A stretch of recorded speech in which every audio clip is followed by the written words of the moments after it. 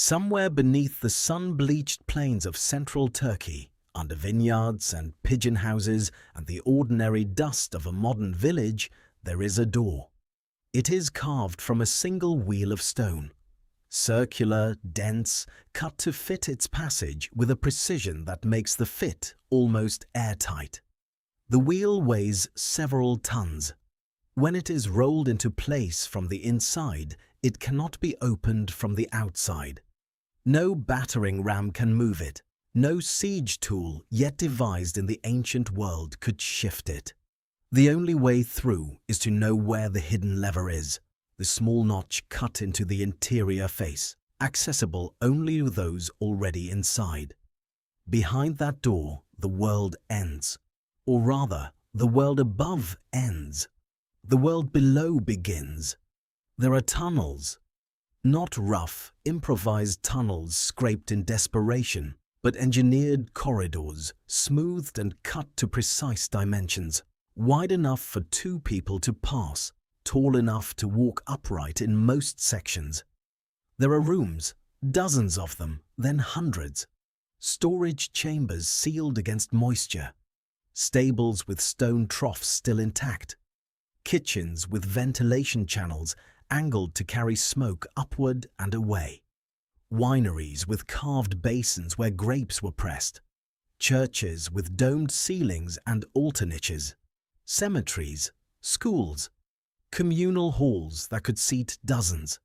And there are more doors like the first one.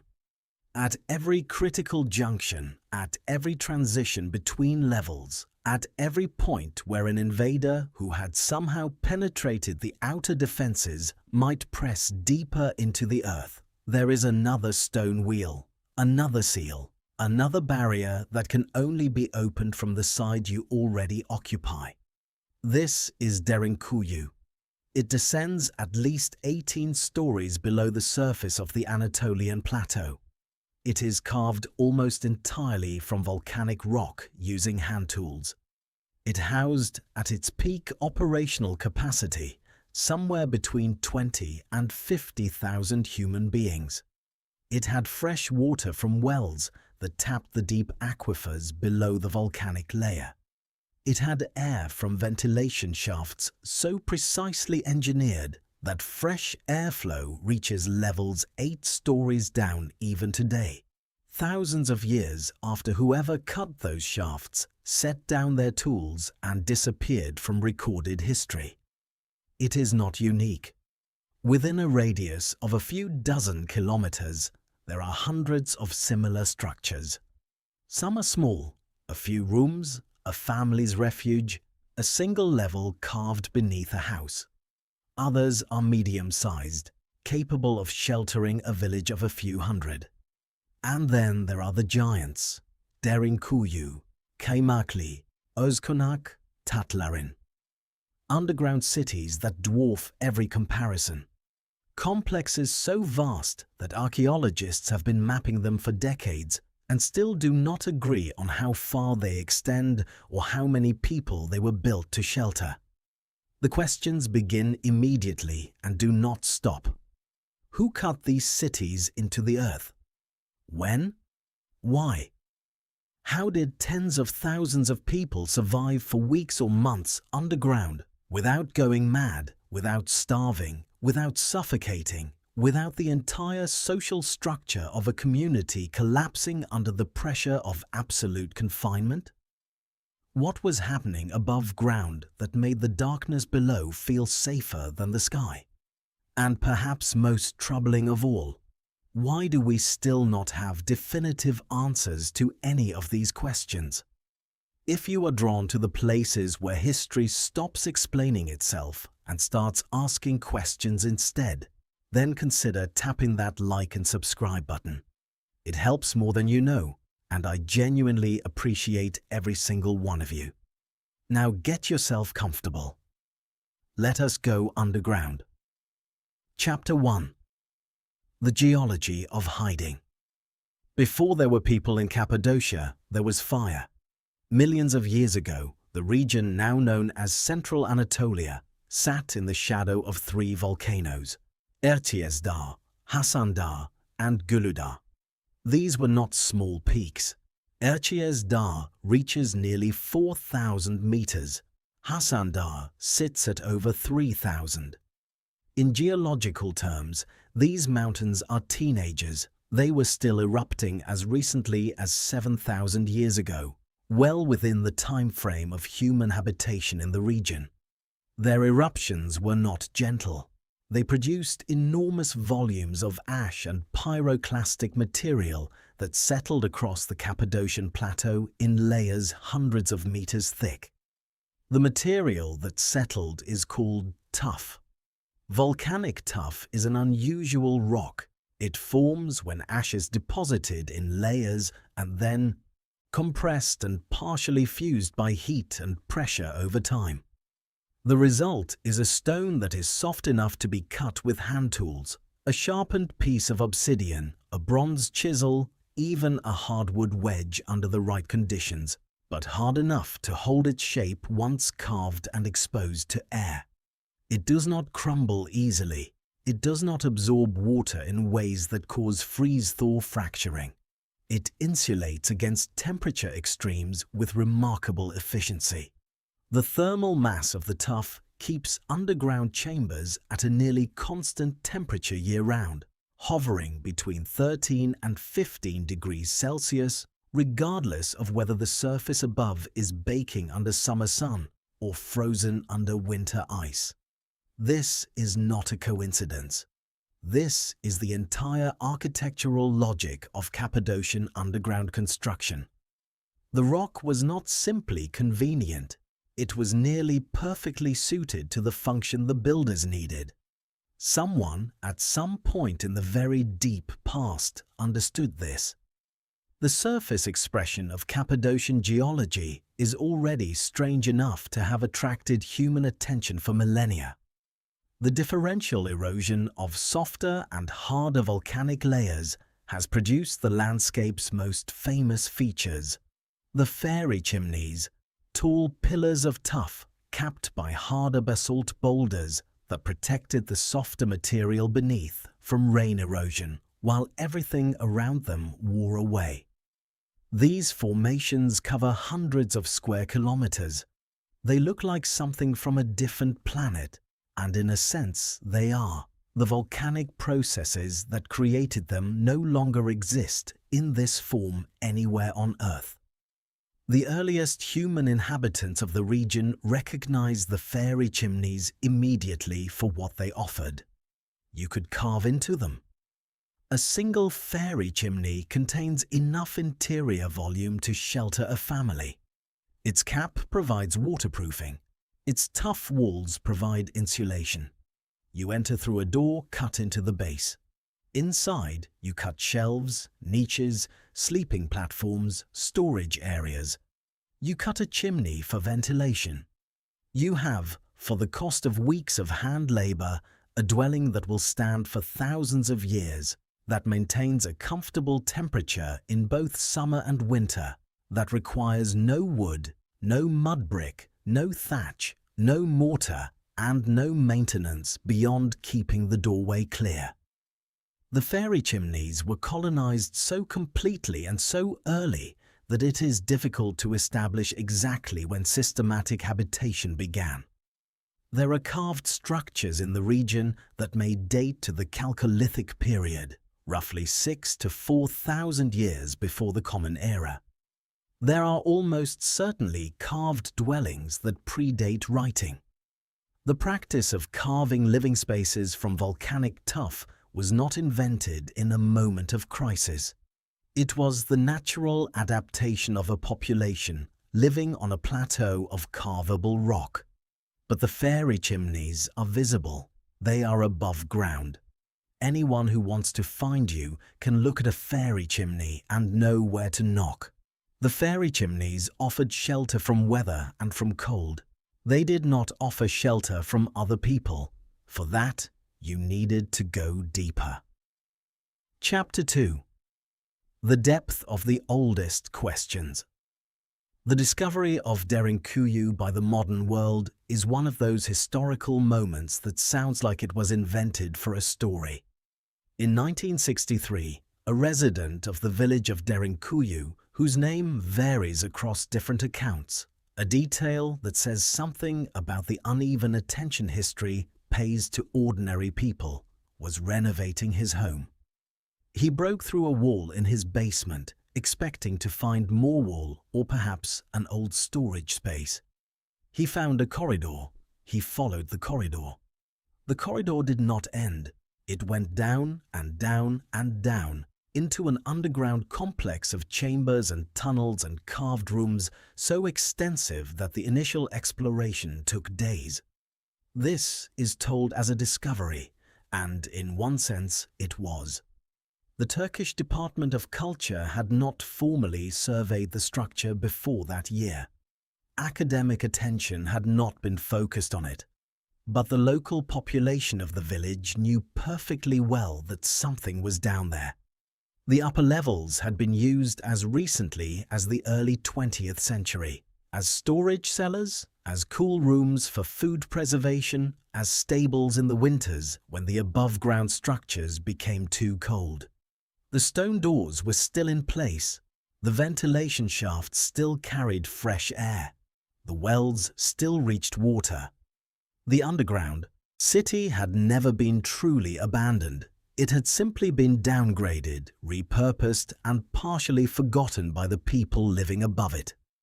The difference between 1963 and 1200 CE or 800 CE or 400 CE in terms of the structure's use was a difference of degree, not of kind. After the initial discovery, the Turkish authorities began a systematic survey.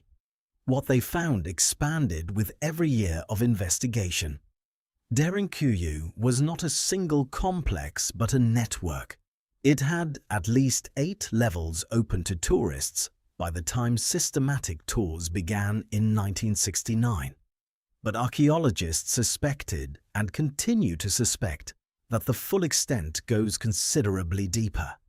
Some estimates place the complete depth at 18 to 20 stories below the surface. Some of the lower levels remain unexcavated and partially collapsed. The total area may approach 4 square kilometers. The total volume carved from the living rock defies easy summary. Kaymakli, connected to Derinkuyu by a tunnel that stretches approximately 9 kilometers underground and has been traced but never fully explored by modern investigators, is in some ways even more architecturally interesting. Its layout differs from Derinkuyu's, where Derinkuyu descends primarily through vertical shafts and steeply sloping corridors. Kaymakli spreads horizontally across multiple levels, with its most important and heavily used spaces concentrated in the upper levels and its storage areas and refuge spaces deeper. Archaeologists have opened 5 of its estimated 14 to 20 levels for public access. The rest remain sealed or partially mapped. The tunnel connecting the 2 cities is itself a feat of engineering that demands pause. 9 kilometers of underground passage cut through volcanic tuff, maintained at a traversable width and height, connecting 2 major underground complexes. Who dug it? When? With what tools and what organizational capacity? The questions are not rhetorical. They are genuinely unanswered. No inscription records its construction. No historical text describes its planning. It simply exists, running beneath the surface of central Anatolia, a 9-kilometer proof that whoever built these cities thought on a scale that extends beyond any single settlement. The total count of underground structures in Cappadocia is itself a matter of ongoing revision.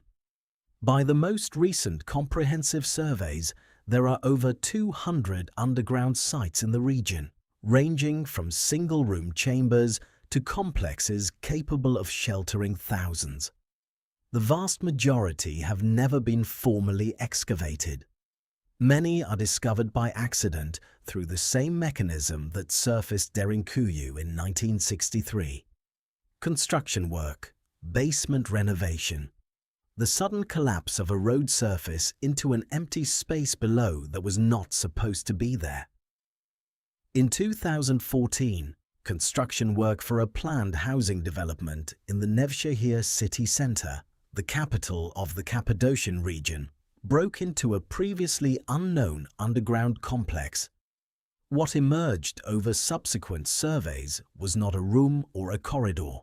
It was an entirely new city, larger in potential extent than Derinkuyu, cutting deeper into the rock and showing architectural features that some archaeologists argue suggest greater antiquity than any previously known structure in the region. The Nevşehir underground city, as it has been informally named while formal excavation continues, covers an area of approximately 4 square kilometers in initial estimates, with tunnels reaching depths of over 113 meters. Think about that.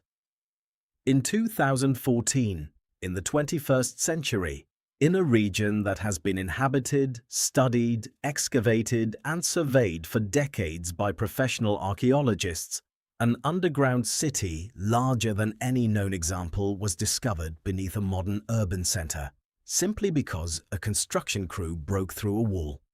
Cappadocia is still giving up its secrets. It has barely begun. Chapter 3. The Architecture of Fear.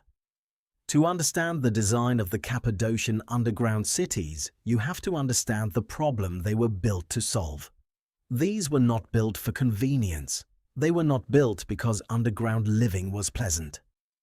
13 degrees Celsius is comfortable if you are storing wine.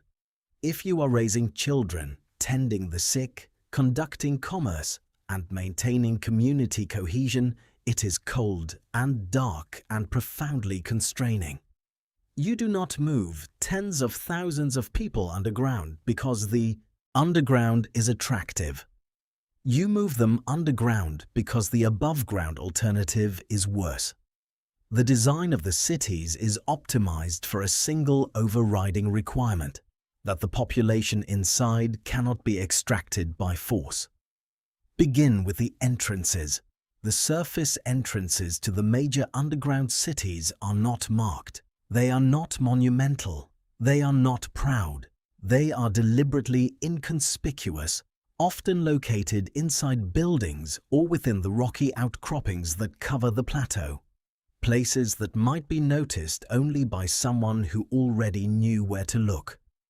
The entrances funnel into narrow corridors that require an adult to move through in a crouch or single file. A military unit cannot advance in formation through a passage 1 person wide and 1.5 meters tall. Whatever tactical advantage numbers provide on an open battlefield evaporates in a tunnel. One defender at the far end of a narrow corridor can hold back an indefinite number of attackers. The architecture enforces equality of individual confrontation. The stone doors are the second layer of the defense. They are among the most studied elements of the underground cities, and rightly so. Each door is a disc of stone, typically between 1 and 2 meters in diameter and up to half a meter thick. The weight varies by size, but the largest doors weigh several tons. They sit in carved channels cut into the floor and walls, so they roll rather than lift. A mechanical advantage that allows a small number of people on the interior to move them efficiently. When rolled into place, they fit into a carved recess that anchors them against being pushed inward from outside. There is typically a small hole through the center of the door, too narrow for a human arm, used to pass a spear or lance through as a deterrent to anyone attempting to work the door from the outside. There is an interior lever or notch that allows the door to be opened from inside but gives no purchase to anyone working from the outside. These doors were not placed at the main entrance. They were placed throughout the complex. At every transition between major sections, at every point where the tunnels branch, At every level transition, there is at minimum the provision for a stone door, and in many cases the door itself, still in place, still rollable. The design principle is layered containment. If an invader somehow penetrates the first stone door, they face another. If they penetrate the second, there is a third. Each defended position can be held by a small group, while the rest of the population retreats deeper into the earth. The deeper levels are the final refuge, and reaching them requires passing through every defensive layer in sequence. The ventilation system is perhaps the most intellectually striking element of the design, because it demonstrates a level of engineering competence that is easy to underestimate. The deepest levels of derinkuyu sit 85 to 90 meters below the surface. Fresh air at that depth is not automatic. The simple physics of air density and pressure differential in a sealed underground space would eventually produce a lethal accumulation of carbon dioxide, particularly if that space was occupied by tens of thousands of people, their animals, their cooking fires, and their oil lamps. The designers of derinkuyu understood this. They cut ventilation shafts, dozens of them, distributed across the complex's horizontal extent, running vertically through the rock from the surface to the deepest occupied levels. The shafts are not random. Their placement exploits the physics of convective air movement. Warmer, staler air rises through some shafts, while cooler, fresher air descends through others, creating a passive circulation system that requires no mechanical power. The shafts are also carefully angled and positioned so that they cannot be used as attack vectors from the surface. They are too narrow for a human body, and their surface openings were typically designed to be inconspicuous. The wells are the third critical infrastructure component. Derinkuyu's water supply comes from multiple wells that tap aquifers running through the deep volcanic substrate below the tuff layer. These wells were not accessible from the surface. They were internal to the complex, reachable only from within. An attacker who controlled the surface above could not cut off the water supply of the people below. The water was sealed inside the defensive perimeter along with the population. The wells are still functional, the water is still potable. Consider the food storage. The major underground cities have extensive dedicated storage chambers distributed across multiple levels. The tuff maintains a constant temperature that prevents spoilage. The chambers were sealed against moisture and vermin. Grain, dried fruit, preserved meat, oil, wine. All the staples of an ancient agricultural community could be stored in quantities sufficient to sustain a large population for months. The storage system was not improvised. The chambers are purpose-designed with carefully cut surfaces, drainage channels, and in some cases carved container supports. Someone who had never seen them before would recognize them immediately as professional food storage infrastructure. The stables within the complex deserve specific attention because they answer one of the questions that first-time visitors invariably ask. What about the animals? The Cappadocian population of the relevant historical periods was fundamentally agricultural and pastoral. Horses, donkeys, oxen, goats, sheep? These were not luxuries. They were productive capital.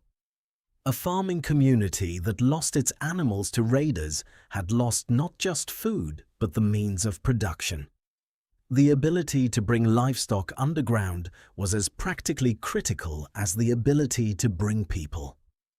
The stable areas in the underground cities are identifiable by their carved stone troughs, feeding basins, water basins, and the worn grooves in the floors where animals stood and moved. The ceilings in the stable areas are lower than in the human habitation zones.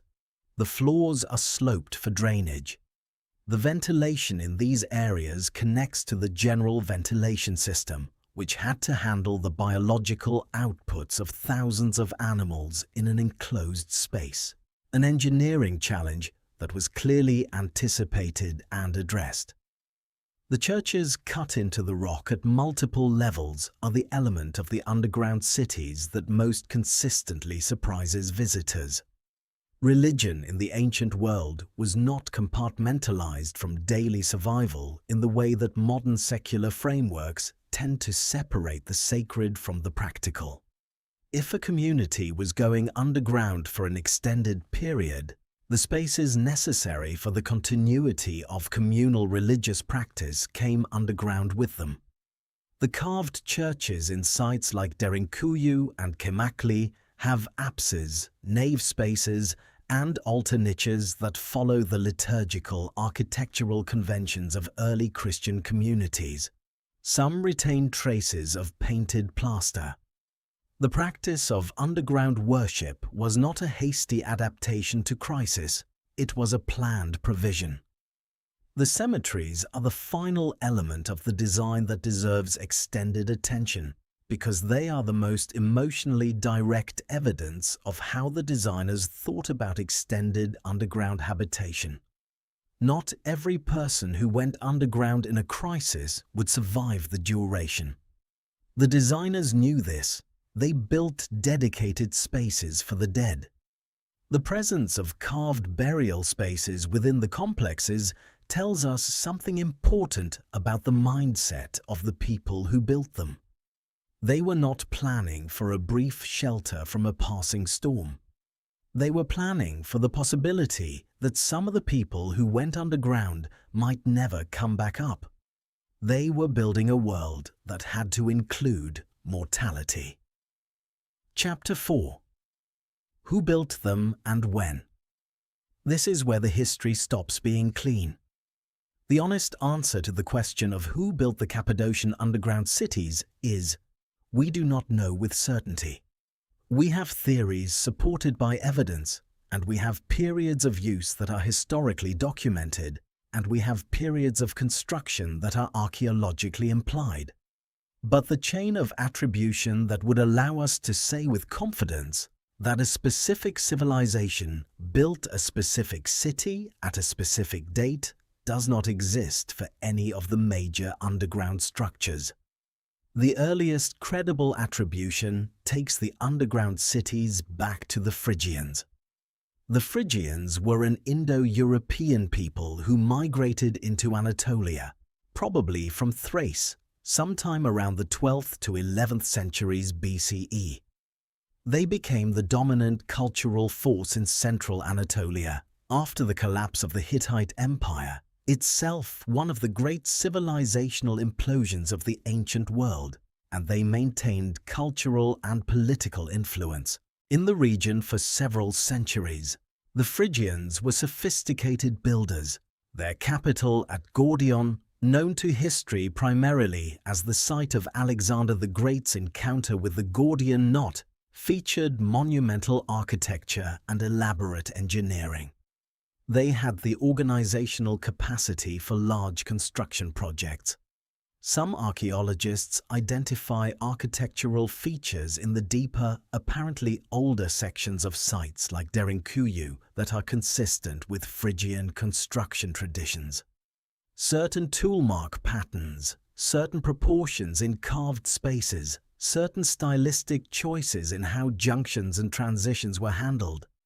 These details suggest construction activity dating to the Phrygian period, roughly the 8th to 6th centuries BCE. But construction activity is not the same as original construction. The Phrygians may have expanded existing structures, modified older spaces, or built new sections alongside an already existing complex. Because the evidence for an older origin is uncomfortable in its implications.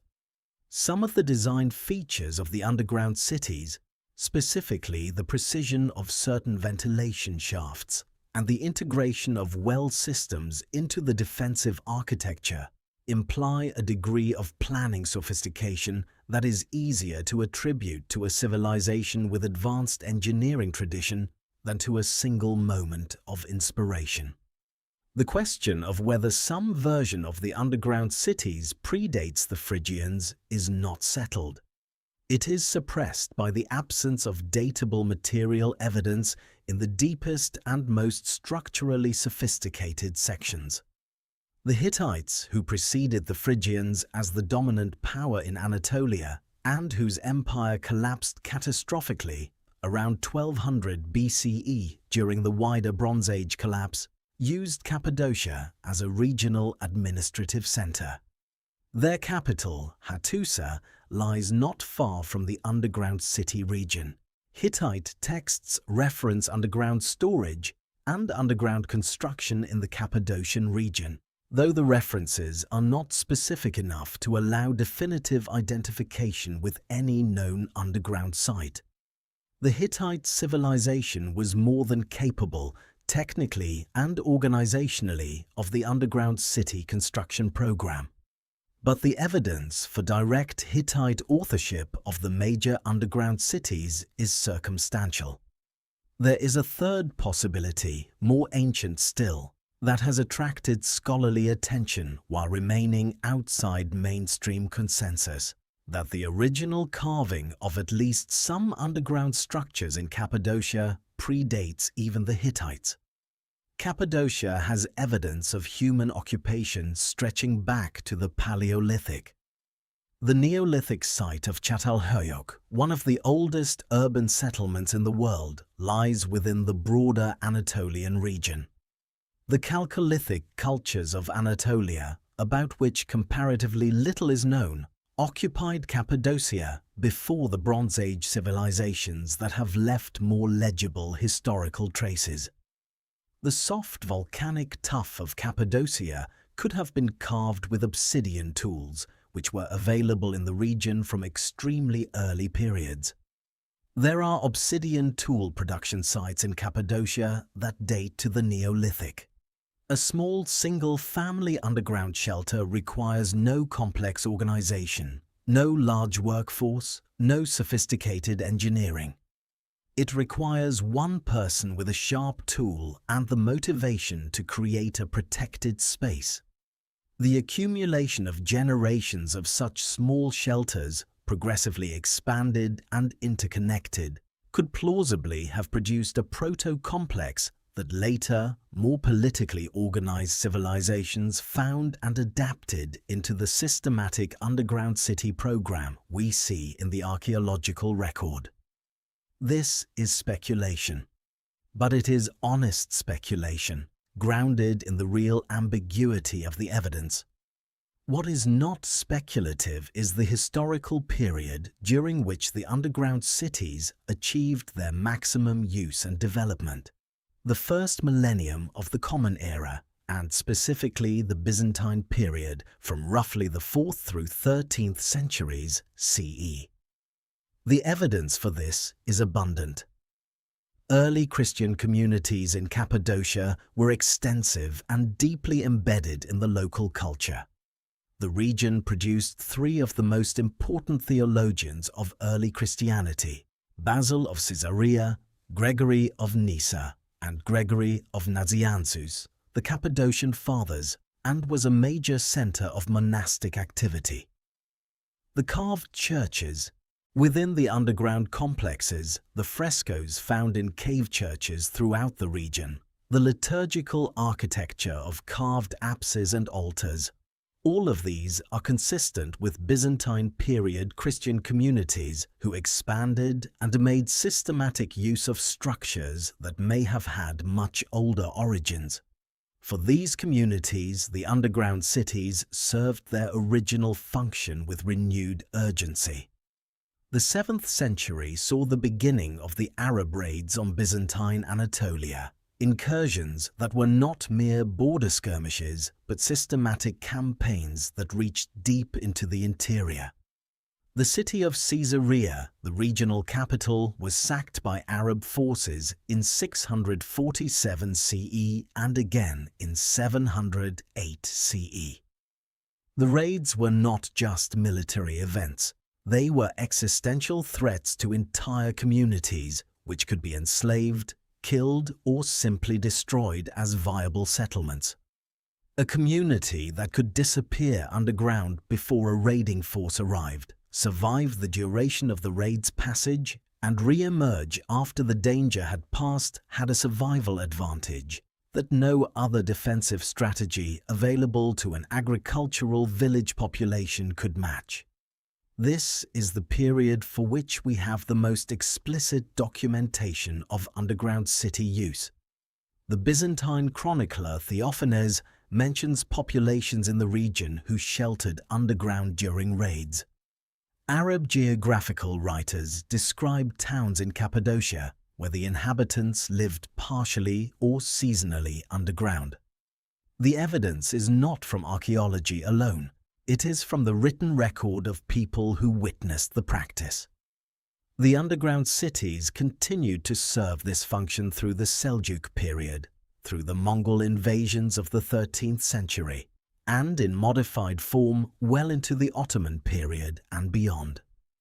The most recent documented systematic use of the underground cities as refuge was during the early 20th century, during the period of population upheaval that accompanied the Greek-Turkish population exchanges following the end of the Ottoman Empire. Greek Christian communities in Cappadocia, under threat during the violent conflicts of that period, used the underground spaces as exactly the same kind of refuge that their predecessors had used them for 1500 years earlier. Chapter 5. The daily architecture of survival. Strip away the drama of crisis, the approaching armies, the distant thunder of raiding cavalry, the desperate sealing of the stone doors, and ask a different question. What was daily life actually like for the tens of thousands of people who lived in these cities, not in a moment of acute danger, but across weeks and months of continuous underground habitation? The answer requires accepting something that modern intuitions consistently resist, that the underground cities were not holding cells. They were not emergency shelters in the sense of spaces designed for the minimum viable preservation of human life across a brief duration. They were designed for society, for the full, complex, politically organized, economically functioning, spiritually active life of a community. Start with light. The underground cities had no natural light below the first 1 or 2 levels. Every level below that was illuminated by oil lamps. The ceramic and stone lamp niches are carved into the walls throughout the complexes, standardized positions at consistent heights, sized for specific lamp types that the population would have had in abundance. Oil was stored in quantity in the storage chambers. The mathematics of fuel consumption for the lamp networks of a city, sheltering 20 to 50,000 people over months of occupation, would have been one of the first logistics problems addressed by whoever maintained these cities. The light produced by oil lamps is softer and more diffuse than modern electric light, but it is adequate for tasks requiring visual attention. People in ancient and medieval contexts conducted detailed craftwork, weaving, writing, food preparation, medical care, by oil lamp light with no reported degradation in outcomes. The underground cities were designed to accommodate this. Carved work surfaces, tool storage niches, and dedicated production areas appear throughout the complexes at the levels where extended habitation was expected. Water management was one of the more complex engineering challenges of underground city life, and it was solved at multiple scales. At the macro scale, the deep wells provided a reliable supply independent of surface conditions. But water management within the complex required more nuanced engineering. The tuff is not perfectly impermeable. Groundwater seeps through some sections. Surfaces must drain. The kitchen areas and animal areas produce liquid waste that must be directed somewhere. The carved drainage channels throughout the complexes, subtle features that casual visitors often overlook, represent a functional sewage and drainage system that operated without plumbing in any modern sense. Sanitation in general was managed through dedicated areas set apart from habitation and food storage, and through the same ventilation system that managed air quality. The placement of latrines and waste processing areas within the complex was not accidental. They are consistently located downwind of the main air circulation paths, in positions where the ventilation system would carry their outputs away from inhabited spaces. This level of attention to sanitation implies genuine knowledge of the relationship between waste management and disease, knowledge that was by no means universal in the ancient world, and that suggests either a sophisticated design tradition or accumulated generational learning about what worked and what killed people. Food preparation underground involved real cooking with fire, and the ventilation engineering that made this possible deserves recognition. Cooking fires produce carbon monoxide, water vapor, and particulate matter. In an enclosed space without ventilation, a cooking fire will kill the cooks and eventually everyone else.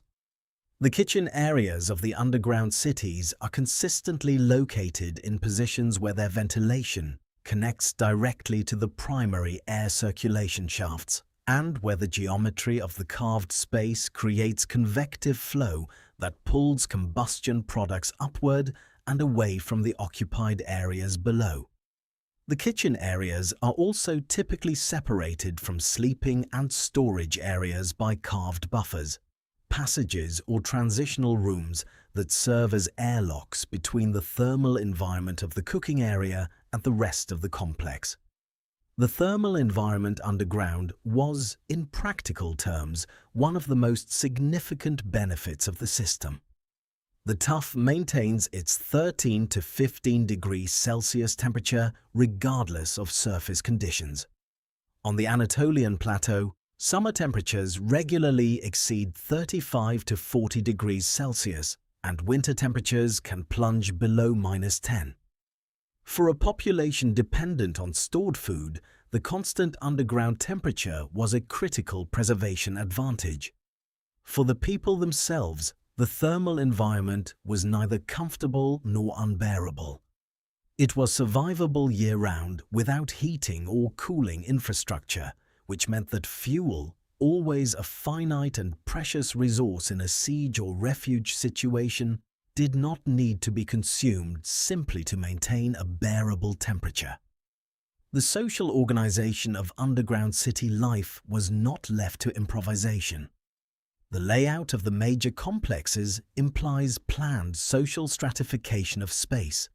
Certain rooms are clearly designed for communal use, large enough to gather dozens or hundreds of people, placed along primary circulation routes with architectural features suggesting assembly rather than habitation.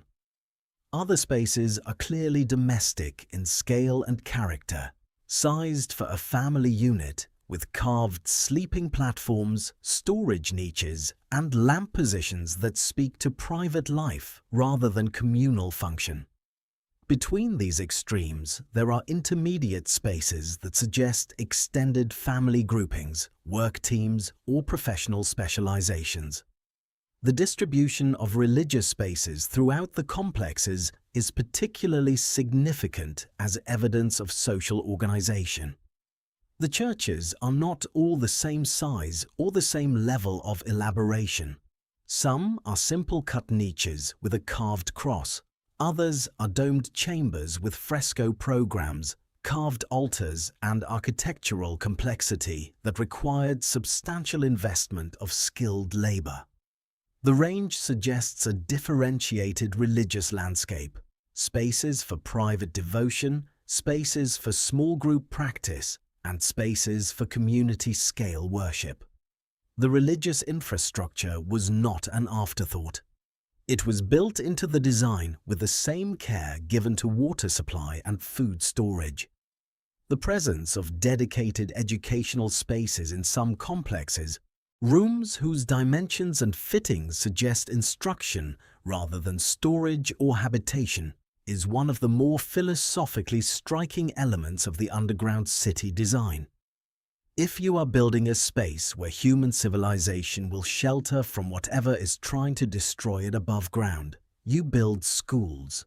You build them underground, cut them into the rock, and you plan for the continuation of learning even in the deepest crisis. This is not the behavior of a population planning for a 2-day shelter. This is the behavior of a population planning for the continuation of civilization. Chapter 6. The Enemies Above. To understand why the underground cities were built, used, expanded, and continuously maintained across potentially 3,000 years of occupation, you have to understand the threat environment of the Cappadocian Plateau. Cappadocia sits at the crossroads of the ancient world. It is not peripheral. It is not marginal.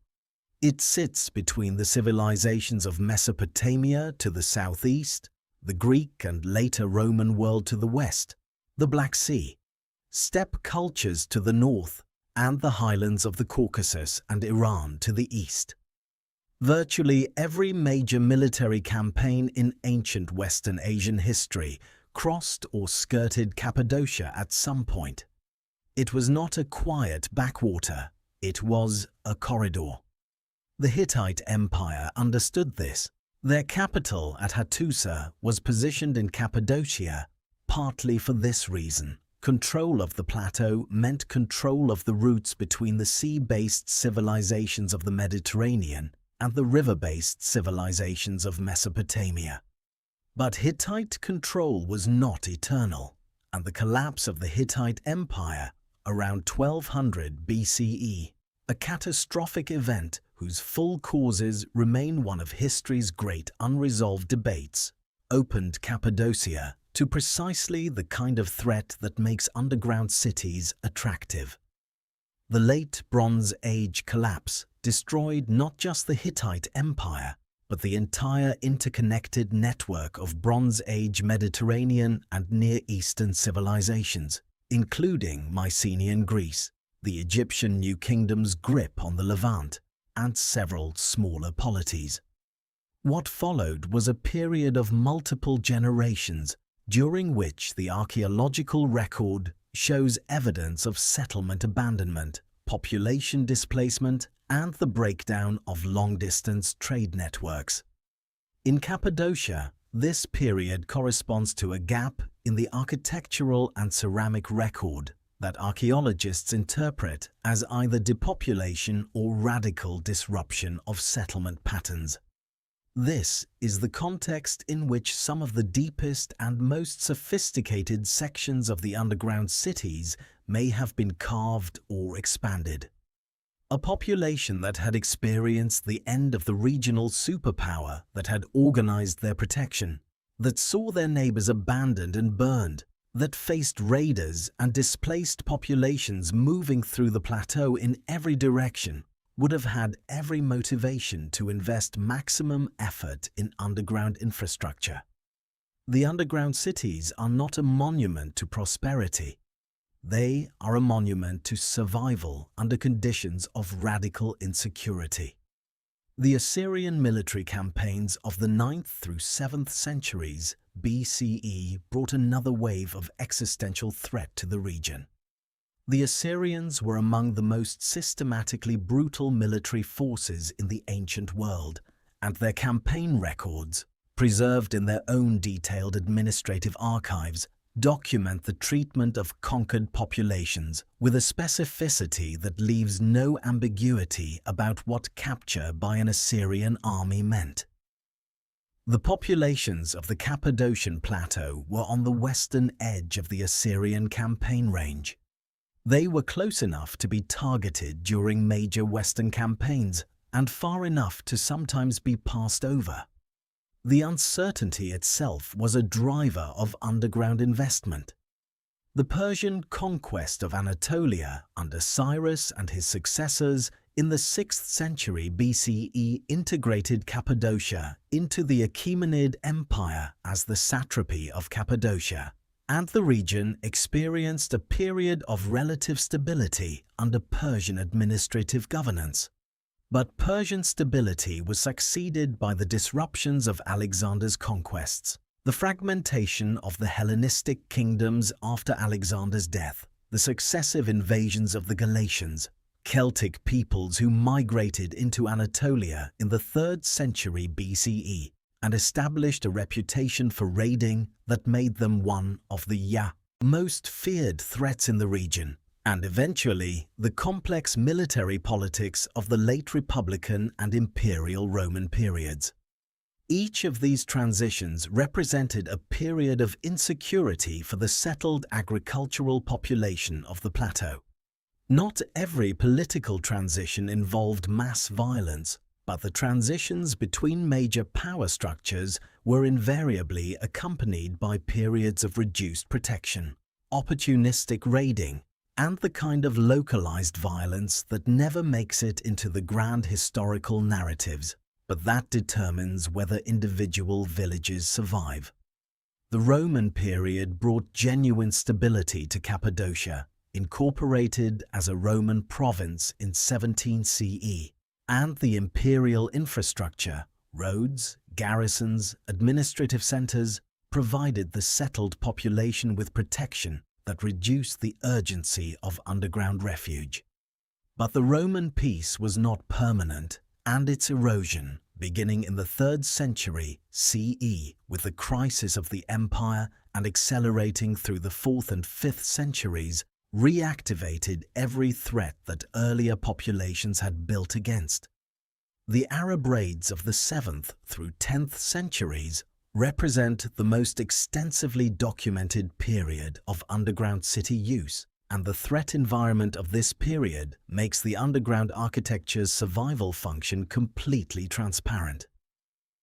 The Umayyad and Abbasid caliphates launched systematic seasonal campaigns into Byzantine Anatolia, beginning in 641 CE and continuing with varying intensity for over 2 centuries.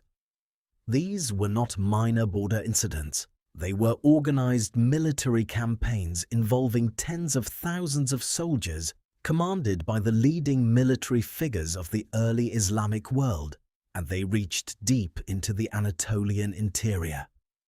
The raiding strategy was not primarily territorial conquest. The Arabs generally withdrew after each campaign rather than attempting permanent occupation of the Anatolian plateau, but plunder and population capture. A successful raid returned to its base with livestock, portable goods, and human captives. For the settled Christian population of Cappadocia, this meant that the approach of a raiding force represented an immediate existential threat to everything and everyone in the community, not just property, people. The response that the underground cities enabled was elegant in its simplicity and terrifying in its implications. When word came of an approaching force, through networks of watchers on the plateau's high points, through messenger systems, through the Byzantine military's intelligence infrastructure, the community went underground. Everything portable went underground with them. Grain, oil, wine, livestock, elderly people and children first, then everyone else. Then the stone doors rolled into place from inside. The raiding force arrived to find an empty village. No people, no animals, no food. Empty houses on a silent plateau. The ground itself appeared to have swallowed the population. Sometimes the raiders knew about the underground cities. They would search for entrances, probe the ground, attempt to force the ventilation shafts, try to dig down to reach the sealed population. The design of the cities anticipated this. The entrances were inconspicuous. The ventilation shafts were narrow and often angled.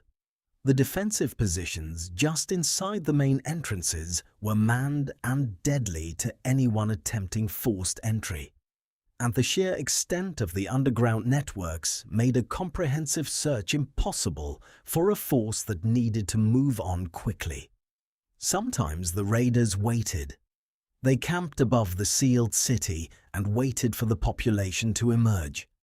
The food stored underground and the water from the deep wells made this a war of attrition that the raiders were often less equipped to win. A raiding force needed to move. It was living off the land, carrying limited supplies, operating on a logistical timeline that assumed rapid seizure of plunder and withdrawal before Byzantine military response could materialize. Every day spent camped above a sealed underground city was a day not spent raiding more vulnerable targets. The mathematics favored the people below.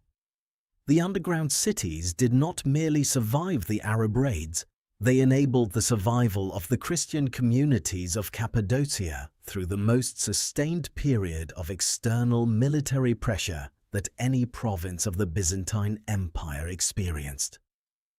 The Cappadocian fathers, the monastic tradition, the elaborate carved church programs of the region. None of these would exist if the population that produced them had not had a means of surviving the military crises of the 7th through 10th centuries. The underground cities are not just an archaeological curiosity. They are the reason Cappadocian Christian culture survived. Chapter 7. The Psychology of Depth.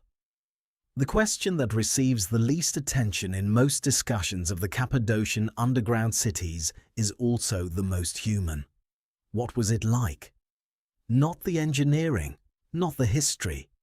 What was it like to be a person, a farmer or a priest or a child, sealed underground in a city of stone, in the darkness, with the stone doors rolled shut, knowing that somewhere above you, possibly very close above you, there were armed men looking for you? Modern research on prolonged underground and isolated confinement comes from multiple sources: studies of cavers, of Antarctic research personnel, of submarine crews, of isolated prisoners, and most directly from the experimental simulations like the Mars 500 isolation study that confined 6 participants in a sealed facility for 520 days. The consistent findings across these studies are sobering. Even in conditions far more comfortable than a medieval underground city, with electric light, abundant food, temperature control, communication with the outside world, and the knowledge that the confinement would end on a specific date, prolonged isolation produces measurable psychological effects within weeks. Depression, disrupted sleep patterns, interpersonal conflict, loss of motivation, cognitive fatigue. Now remove the electric light. Remove the knowledge that the confinement will end by a specific date. Remove the communication with the outside world. Add genuine mortal danger, because if you emerge too soon, there are men above who will kill you or take you into slavery. Add the cold, not unbearable but persistent and unrelenting.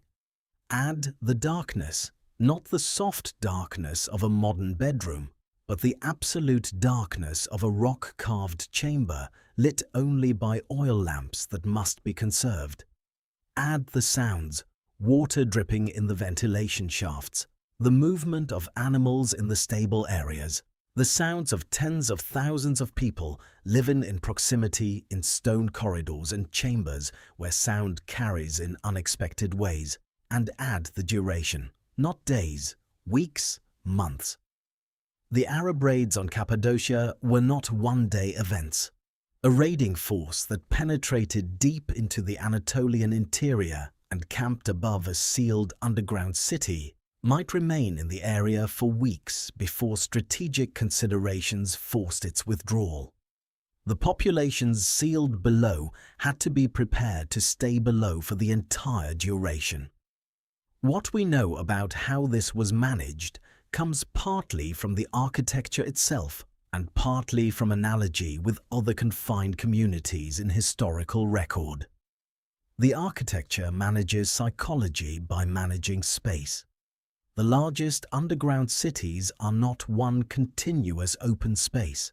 They are organized into districts, areas that function as neighborhoods in a vertical settlement. Different families or community groups occupied different sections of the complex. The stone doors within the complex were not just military infrastructure, they were social infrastructure. They allowed sections of the city to function with a degree of autonomy, privacy, and local social coherence, even within the larger confined population. This matters enormously for psychological survival. The catastrophic dynamic of large-scale confinement studies is not usually a single dramatic breakdown. It is the gradual erosion of privacy, autonomy, and individual agency that comes from total exposure to other people across all hours of every day. The Cappadocian underground cities address this through spatial differentiation. You had your section, your family's space, your community's territory. The larger complex existed and you moved through it for communal activities, worship, commerce, work, but you could return to a space that was, in a meaningful sense, yours. The religious spaces served the psychological function that religion has always served in communities under existential threat. They provided a framework for understanding the crisis, a communal practice that structured time and social interaction, and a narrative in which the community's suffering had meaning and the possibility of divine protection was real. The underground churches were not merely architectural features, they were the psychological infrastructure of survival. The organization of work served a similar function. One of the most reliable findings in isolation psychology is that purposeful activity is among the most effective defenses against the psychological deterioration that prolonged confinement produces. The underground cities provided abundant purposeful activity. Food needed to be prepared, animals needed to be tended, water needed to be drawn and distributed, lamps needed to be maintained, children needed to be supervised and taught, the sick and injured needed care. The structural integrity of the complex required ongoing monitoring and maintenance. This was not make work. The work was real and its outputs were essential. In a community where the margin between adequate food and starvation, between clean water and waterborne disease, between functional ventilation and slow suffocation was measured in the consistent performance of specific tasks. The work had a life or death urgency that gave it a psychological weight that idleness could never have. The same urgency that made the situation threatening also made it purposeful. The children are the element of the underground city population that most eludes historical documentation and most rewards imaginative attention. Every major underground city was designed and used by communities that included children. The proportions of a pre-modern agricultural community are not like the proportions of a modern urban population. Roughly 30 to 40% of the population would have been under the age of 15. In a sealed underground city of 50,000 people, there were 15 to 20,000 children. For a child, the underground city was simply the world. Small children who had never seen the interior of the underground complex before the emergency would have experienced it as an extension of the familiar world, initially terrifying in its scale and unfamiliarity, then gradually becoming navigable and even intimate. The carved spaces would have been explored, claimed, named. The ventilation shafts with their mysterious sounds and their faint promise of the world above would have been invested with the attention that children give to anything that connects to the large and incomprehensible. For adolescents, the generation that had been born during the last emergency, or that had entered the complexes as young children and grown up during periods of above-ground life, the underground crisis would have had a different character.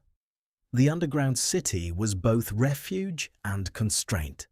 The stone doors were both protection and prison.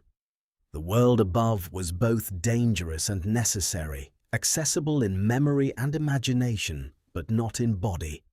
The survivors, and most of them were survivors, or the communities would not have continued to exist to use the cities again, carried their experience of the underground world into the surface life that resumed after each crisis.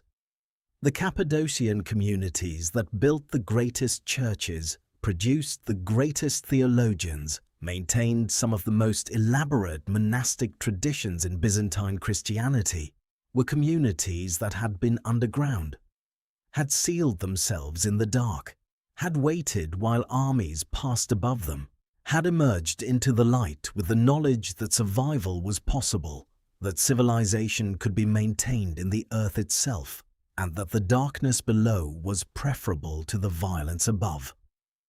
Chapter 8. The cities within the city. The individual design features of the major underground cities deserve more detailed attention because the specifics reveal a sophistication that resists summary. Derinkuyu's most architecturally ambitious feature is its main vertical shaft. Descending approximately 55 meters through the center of the complex, the shaft is roughly 3.5 meters in diameter and functions simultaneously as a ventilation shaft, a water well in its lower section, and a communication conduit between levels. A rope lowered through the shaft could carry messages, small items, or, in emergency conditions, a person. The shaft is flanked by carved handholds and footholds that suggest it was occasionally climbed. Its precise vertical orientation, maintained through the full depth of its cut, required either sophisticated surveying tools or a level of craft expertise in reading the rock that has no equivalent in the surviving records of ancient engineering practice. The deep well at Derinkuyu deserves specific emphasis. It taps an aquifer approximately 55 meters below the surface, which means it was cut through the full depth of the volcanic tuff layer into the underlying geological formation.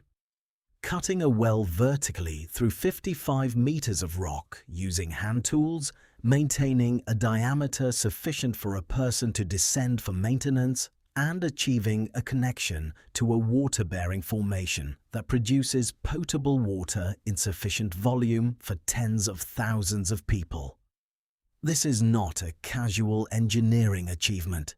It required knowledge of the local geology, the ability to project downward through rock to a water table that the cutters could not see, and the organizational capacity to maintain a team working in the confined space of a deepening shaft for the months or years that the cutting would have required. Kaimakli's layout rewards comparison with Derinkuyu because its organizing principles are different.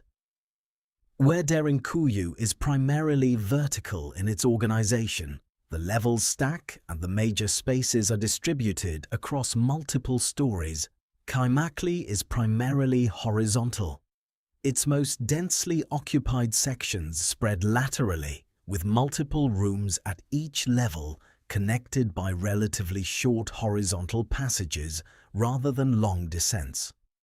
This horizontal organization would have facilitated different patterns of daily movement, less vertical travel, easier lateral access between areas, a settlement pattern closer to that of a surface village, translated into 3 dimensions underground.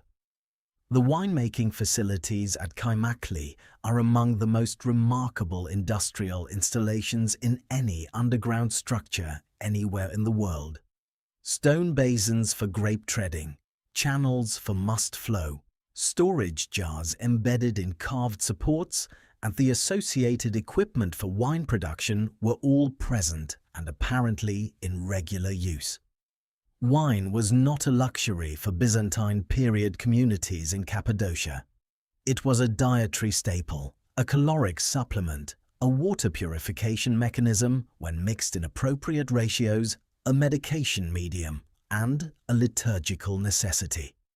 The ability to produce wine underground, from grapes carried in or from vine stock maintained within the complex, gave the underground communities a critical resource production capacity that extended their potential duration of self-sufficiency.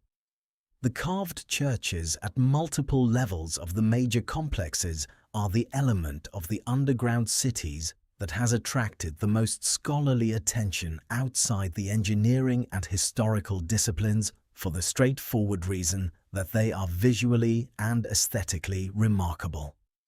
Several retain substantial areas of painted plaster, Byzantine fresco programs depicting saints, narrative religious scenes, and architectural decorative motifs executed in pigments that have survived centuries of underground humidity with remarkable preservation. The most elaborately carved church space in Derinkuyu, located at the 7th level of the complex, has a barrel-vaulted ceiling, a defined nave and apse, carved column capitals in a recognizably Byzantine stylistic tradition, and rock-cut seating arranged for liturgical assembly. This is not a quick approximation of a church. This is a church built underground with a full formal vocabulary of above-ground Byzantine ecclesiastical architecture translated into carved rock. Its construction would have required a specialist, someone who understood the architectural conventions of the tradition, who could project the proportions and relationships of a Byzantine church onto the irregular starting point of a rock face, and who could direct the cutting to achieve the intended result. The presence of this specialized architectural knowledge underground implies that the communities using these cities were not improvising. They had traditions of underground construction. They had specialists who could be called upon when underground spaces needed to be constructed or adapted. They had a body of technical knowledge transmitted across generations about how to translate the requirements of human civilization into the medium of carved rock. Chapter 9. The Connections Beneath the Earth. One of the aspects of the Cappadocian underground city network that receives insufficient attention in popular accounts is its connectivity. The underground cities were not isolated fortresses. They were nodes in a network. The tunnel connecting Derinkuyu and Kamakli has been traced for several kilometers, though its full 9-kilometer extent has not been fully explored or confirmed by modern investigation. But it is not the only intersite connection. Surveying in the region has identified tunnel systems connecting numerous smaller sites to larger ones, and topographic analysis of the known underground infrastructure suggests that the complete network, if it could be mapped in its entirety, would reveal a system of underground movement corridors extending across a substantial portion of the Cappadocian Plateau. The military logic of this connectivity is straightforward. If invaders identify and besiege one underground city entrance, the ability to move population and supplies through underground corridors to neighboring sites and to exit from any of dozens of dispersed surface openings across a wide area fundamentally changes the strategic calculation of a siege. You cannot effectively besiege an area measured in square kilometers with hundreds of potential exit points when you do not know where any of them are.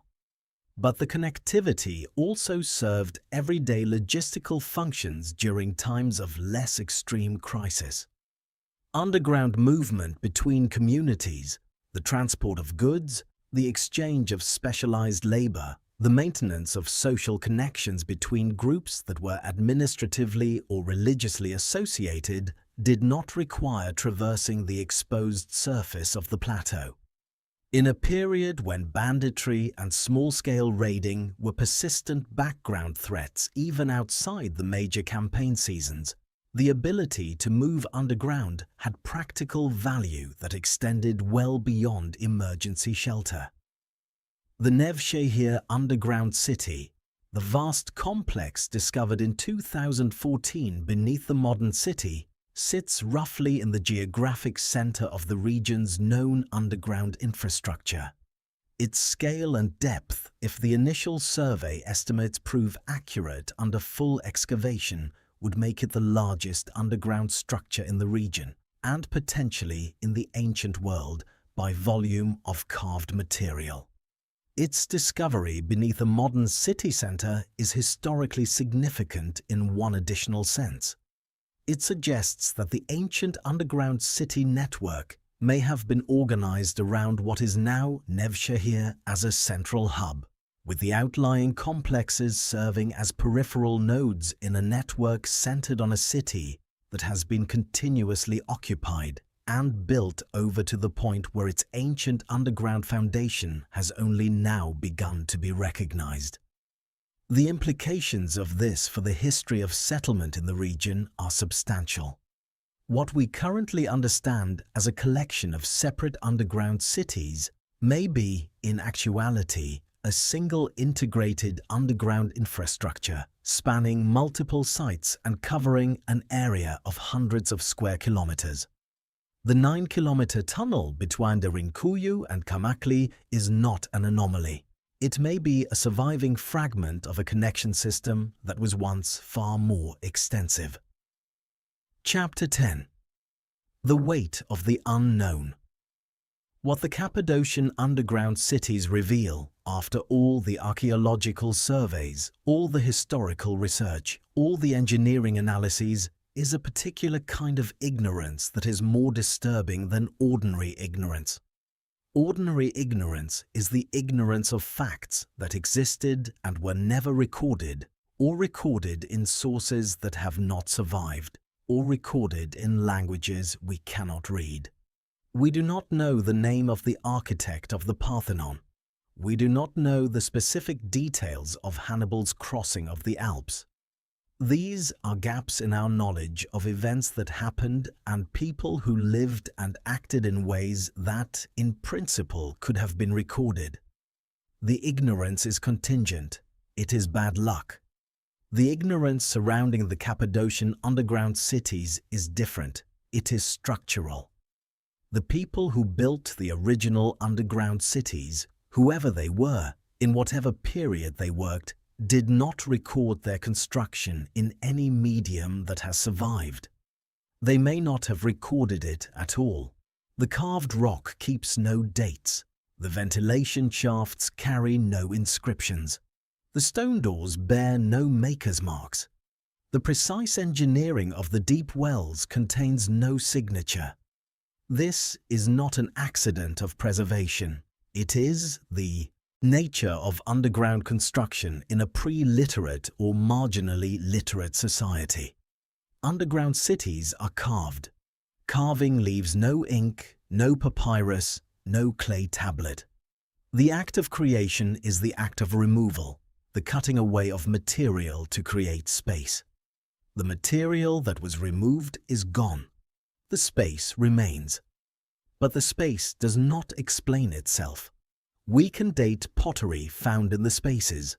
We can date organic materials, charred wood from cooking fires, animal bones from the stables, grain seeds from storage chambers using radiocarbon methods.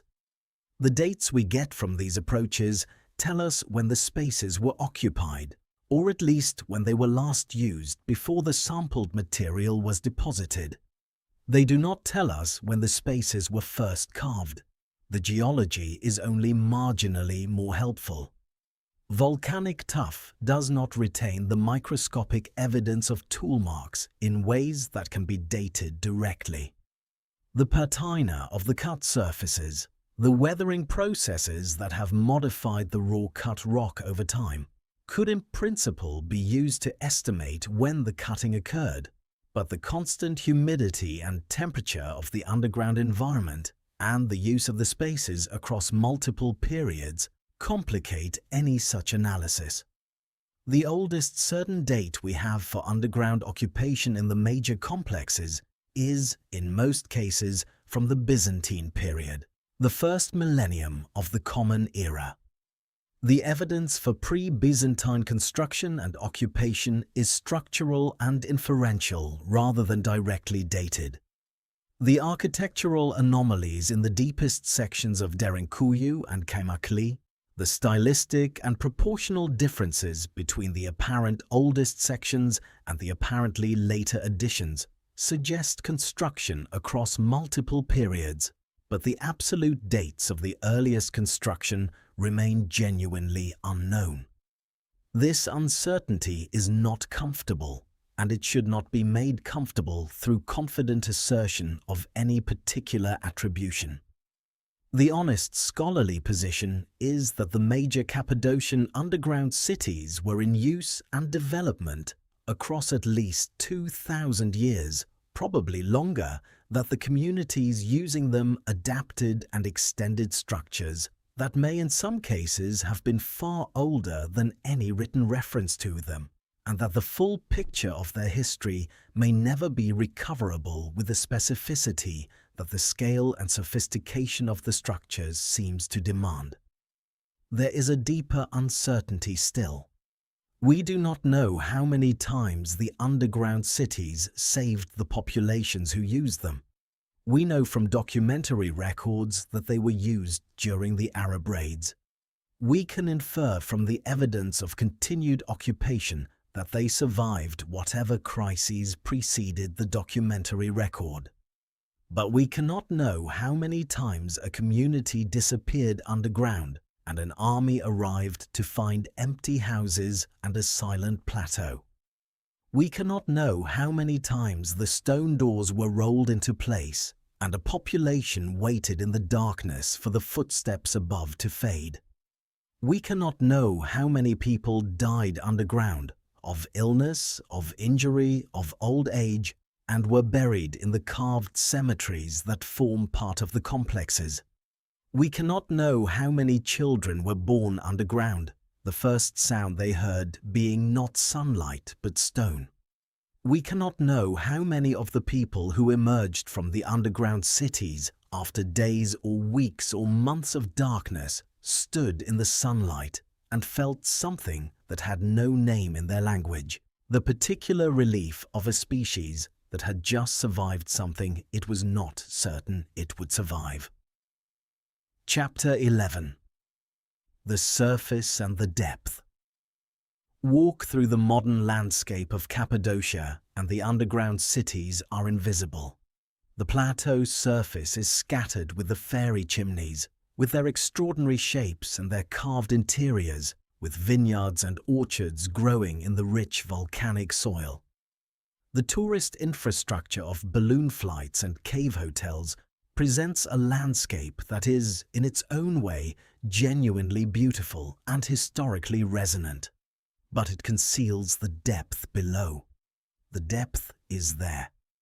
Under the villages, under the modern roads, under the apartment buildings of Nevşehir, under the vineyards and the pigeon houses and the tourist shops. The tuff extends downward. The carved spaces extend downward. The ventilation shafts run down through the rock. The wells reach the aquifer. The stone doors are still in their carved channels. In many of the known complexes, the doors can still be rolled. The hinges, not metal hinges, but the carved stone channels that the doors roll within, still function exactly as they did when the people who carved them tested their work. The oldest parts of the underground cities may be older than the Hittite Empire.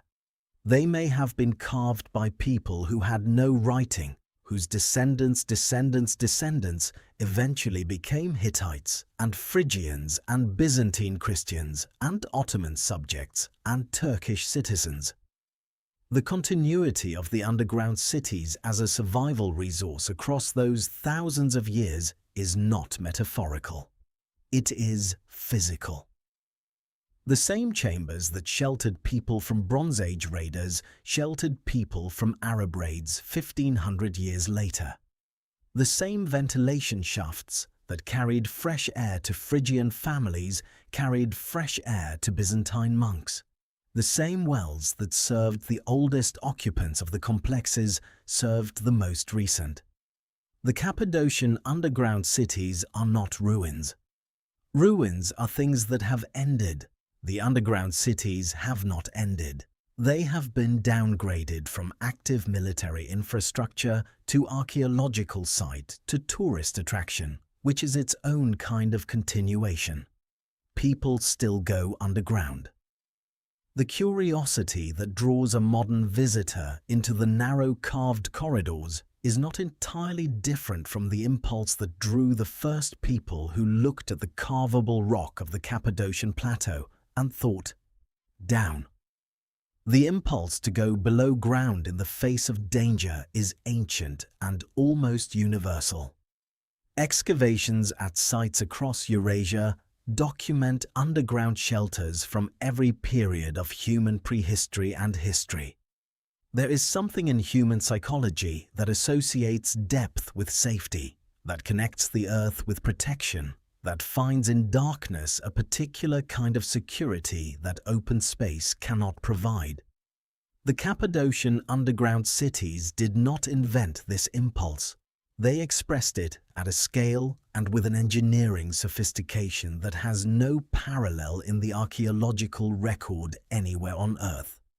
Tens of thousands of people, 85 meters below the surface. Stone doors that weighed tons rolled into place from inside. Ventilation shafts engineered with enough precision to keep air breathable at depths that should, by naive physics, have been fatal. Wells that reach water no enemy above could cut off. Kitchens and churches and schools and stables and cemeteries, all carved from the living rock, all designed for the continuation of civilization in the darkness beneath the threatened surface. Chapter 12. What they tell us about ourselves. The Cappadocian underground cities survive as evidence of a human capacity that is rarely celebrated and rarely acknowledged. The capacity to build not for triumph, but for survival. Not monuments to power, but monuments to endurance. Not built to impress, but built to last.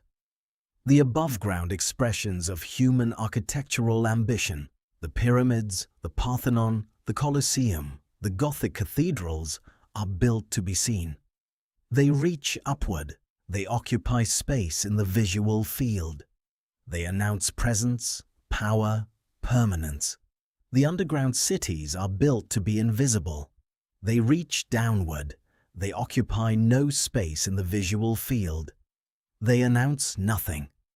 They are the architectural expression of the opposite impulse, not the desire to be seen and remembered, but the desire to survive being overlooked.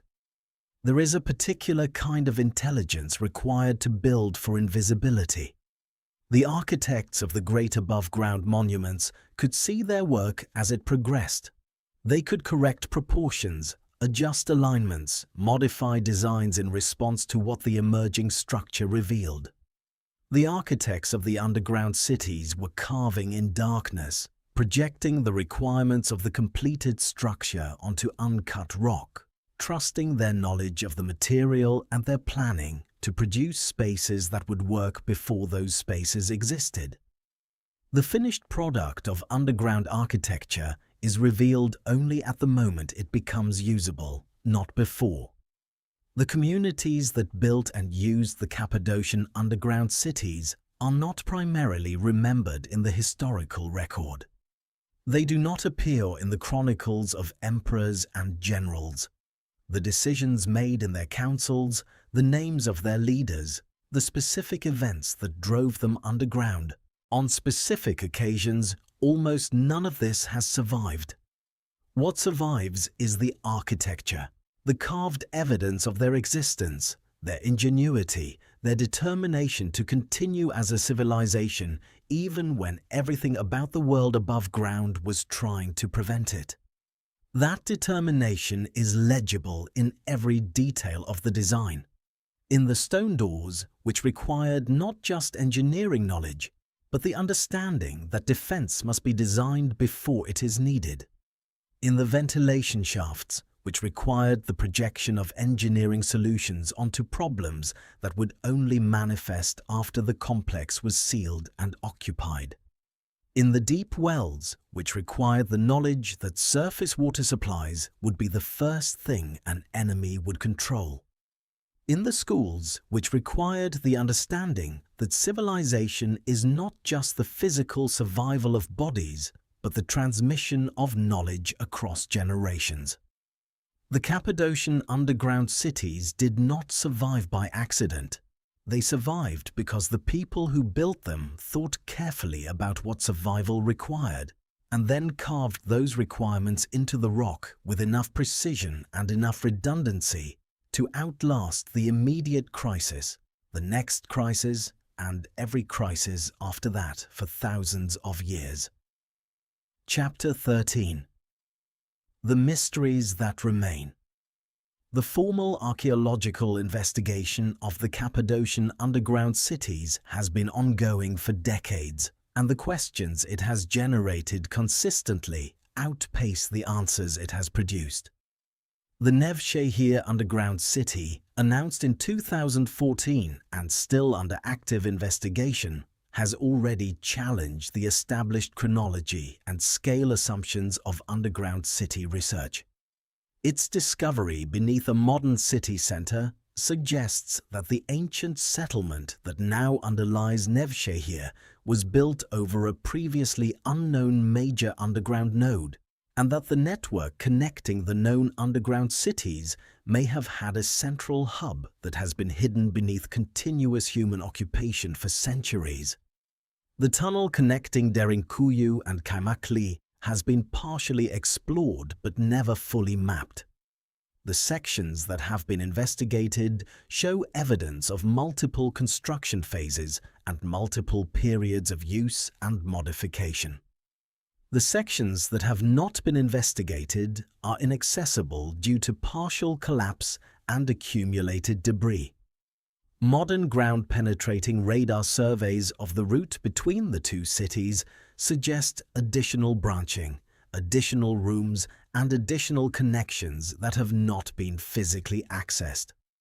The full picture of what the tunnel system contains is not known. The question of the original builders remains open. The structural analysis of the deepest and apparently oldest sections of the major complexes has produced measurements and proportional analyses that do not clearly match the construction traditions of any known historical civilization in the region. Some researchers have proposed that the deepest sections of Derinkuyu date to the early Bronze Age, or even earlier. Others argue that the apparent stylistic differences between levels are the result of different construction teams working in different periods under Byzantine administration, not evidence of ancient origin. This debate has not been resolved, and the absence of datable material from the critical sections means it may not be resolvable with current archaeological methods. The total population capacity of the underground city network, if the network is as extensive as the preliminary evidence from new discoveries suggests, is an open question whose answer, when it comes, will likely require significant revision of our understanding of ancient population density in Cappadocia. Current estimates for Derinkuyu alone range from 20,000 to 50,000 people. The full network, including the Nev Shehir complex and all the smaller sites that connect to the major ones, may have been capable of sheltering a population considerably larger. The mechanisms of population coordination that allowed tens of thousands of people to move underground in response to a threat warning, in good order, without the mass panic that would have been catastrophic in the narrow corridors of the complexes, are not documented in any surviving source. The logistics of this operation, who went first, how the movement was organized, how the stone doors were managed so that the sealing sequence proceeded correctly, how the yiya, above-ground population dispersal, was handled to avoid leaving trails that led raiders to entrances, required an organizational sophistication that the communities clearly possessed, but that has left no written trace.